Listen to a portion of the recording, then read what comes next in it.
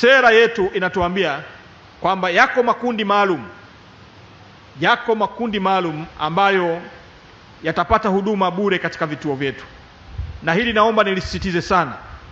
Na miongoni mwa makundi hayo ni watoto kuanzia umri wa mwaka 0 mpaka miaka 5, kuanzia siku 1 mpaka miaka 5, huduma zitatolewa bure.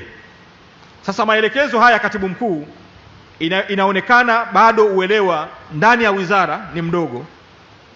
Ushushe maelekezo haya, uyashushe maelekezo haya katika mikoa yote, katika vituo vyote na taasisi zote, na ni magonjwa gani na utaratibu ni upi.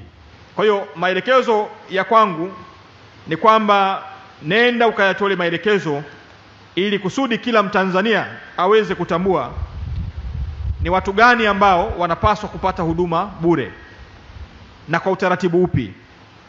Maelekezo yako yatakaposhuka vizuri ndani ya wizara, wako wataalamu pengine ambao hili hawajalielewa, kwa sababu ninatambua kwamba kwa mujibu wa sera kuna kina mama wajawazito, kwa mujibu wa sera kuna wazee kuanzia miaka 60 na kuendelea, kwa mujibu wa sera na taratibu kuna watu wasiojiweza maskini ambao taratibu za kuwatambua zinaanzia kule kwenye vijiji, vitongoji na kwenye mitaa na kuja kwenye hospitali zetu.